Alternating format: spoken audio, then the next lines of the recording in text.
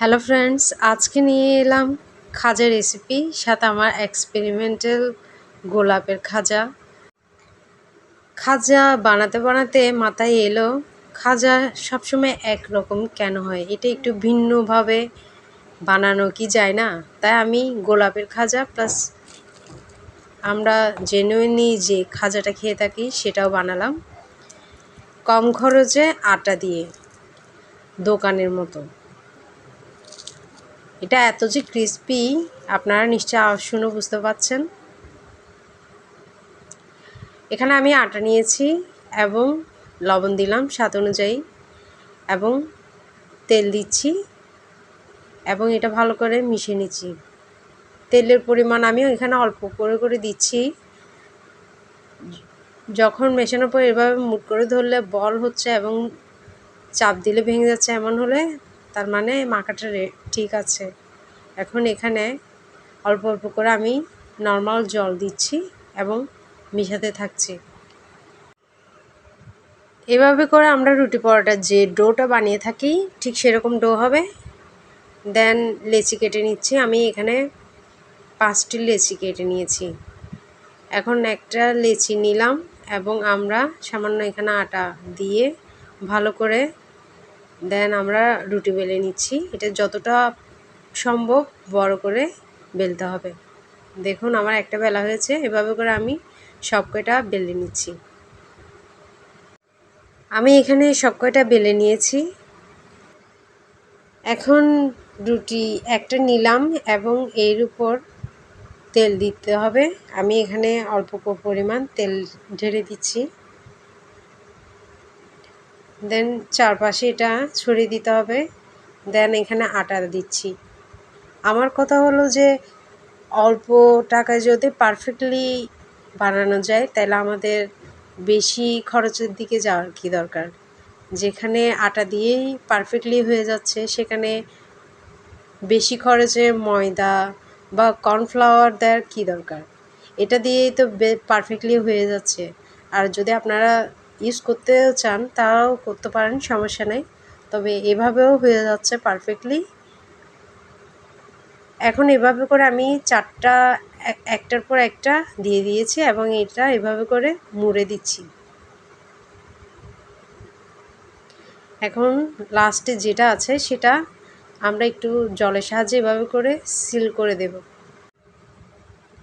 Friends, দোকানে যেসব খাজা পাওয়া যায় এগুলো আপনাদেরকে কর্নফ্লাওয়ার বা ময়দা দিয়ে খাওয়াচ্ছে না। এদের লক্ষ্য থাকে কিভাবে অল্প পুঁজি দিয়ে বেশি টাকা আর্ন করা যায়। তাই আপনাদেরকে এখানে মাস্ট আটা দিয়েই কিন্তু বানিয়ে দিচ্ছে। যাই হোক, আটা বা ময়দা এটা আপনারা যেটা হাতের কাছে থাকে সেটা দিয়ে বানাতে পারেন। এখন এভাবে করে আমি সবগুলো কেটে নিলাম। এখন একটা লেচি নিয়েছি, এটাকে সামান্য আটা দিয়ে উপরে হালকা হাতে কিন্তু এটা বেলতে হবে। বেশি চাপ দিবেন না, খুবই হালকা হাতে এটা বেলে নিব। দেখুন একটু মোটা করে এভাবে বেলে নিয়েছি। এভাবে করে আমি সবগুলো বেলে নিচ্ছি। আমার সবগুলো বেলা হয়ে গেছে। এখন একটা যেটা বেঁচে আছে আমার রুটি, সেটাকে আমি ছোট ছোট করে এভাবে কেটে নিচ্ছি। আপনারা গ্লাসের সাহায্যে বা গোল কোনো কিছু থাকলে এরকম সেটা দিয়ে কেটে নিতে পারেন। খাজা বানাতে বানাতে আমার মাথায় এলো, খাজার স্ট্রাকচারটা শুধু একই রকম কেন হবে, ভিন্নভাবে কি এটাকে বানানো যায় না? তাই আমি আজকে ভিন্নভাবে বানানোর চেষ্টা করছি। একটা যেটা রুটি আছে সেটাকে কাজে লাগিয়ে এখন একটার উপর আটা দিলাম, দেন আরেকটা দিলাম, এভাবে করে 3টা দিলাম। এভাবে করে কেটে দিচ্ছি ছুরির সাহায্যে 3 পাশে। এখন দেখুন এভাবে করে গোলাপটা বানিয়ে নিচ্ছি। এভাবে করে লাগিয়ে দিতে হবে 2 পাশ থেকে টেনে।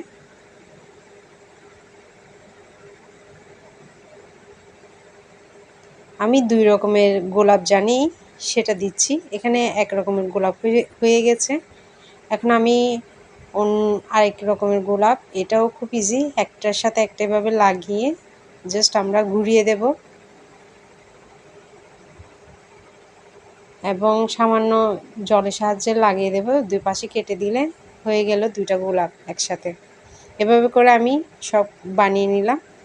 এখন ভাজার পালা। আমি এখানে কড়াই বসালাম এবং এতে তেল দিলাম। এখানে এটা কিন্তু ডুবো তেলেই ভেজে থাকে দোকানে। চুলার আঁচ হালকা রাখবেন যেন হাঁড়ির তলায় না লাগে। জাস্ট তেলটা সামান্য গরম হলে আমরা ছেড়ে দিব এবং এগুলো হালকা আঁচে ভাজতে থাকবো। এভাবে কোনো কাঠির সাহায্যে আমরা ভেতরটা একটু মেলে দেওয়ার চেষ্টা করব, যাতে করে এখানে ভালো করে তেল প্রবেশ করতে পারে। এতে করে ভেতরটাও ক্রিস্পি হবে এবং একটু সময় দিয়ে এটা ভেজে নিতে হবে। যখন এগুলো লালচে হয়ে যাবে তখন আমরা এগুলো তুলে নেব।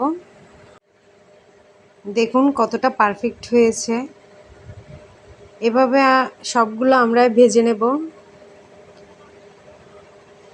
এখন আমি কিছু আমার এক্সপেরিমেন্টাল গোলাপের খাজা ভেজে দেখাচ্ছি।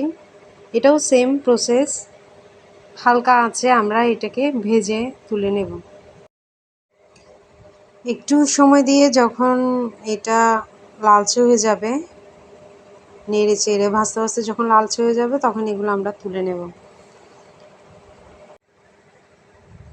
এখন চিনির শিরায় দেওয়ার পালা। এই জন্য আমি এখানে 1 কাপ পরিমাণ জল দিলাম এবং চিনিও দিলাম 1 কাপ পরিমাণ, এবং এটা ভালো করে মিশিয়ে নিচ্ছি। এটা যখন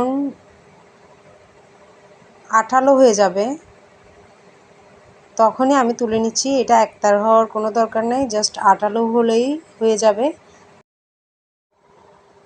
দেন আমরা চুলা বন্ধ করে দেব এবং এতে একটা দুইটা দেব এবং এপাশ ওপাশ উল্টিয়ে যখন এর গায়ে ভালো করে লেগে যাবে তখন এটা তুলে নেব।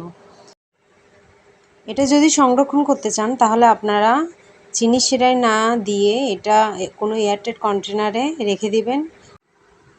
এয়ারটাইট কন্টেনারে আপনারা প্রায় 7-8 দিন রাখতে পারেন। আর চিনির শিরায় দিলে এগুলোকে আপনারা কোনো এয়ারটাইট কন্টেনারে করে 3-4 দিন নর্মাল ফ্রিজে রাখতে পারেন। এখন আমি এখানে অল্প চিনির শিরায় আমার গোলাপের খাজা দিয়ে দিলাম এবং এগুলো ভালো করে চিনির শিরায় গড়িয়ে তুলে নিচ্ছি। হয়ে গেল আমার পারফেক্ট দোকানের মতো খাজা এবং গোলাপ খাজা।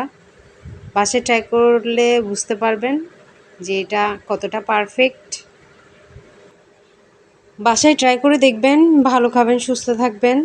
যেতে যেতে আমাকে সাবস্ক্রাইব এবং পাশের বেল আইকনটি বাজিয়ে দিতে ভুলবেন না। পাশে থাকবেন আশা করি। আর এতক্ষণ সাথে থাকার জন্য ধন্যবাদ।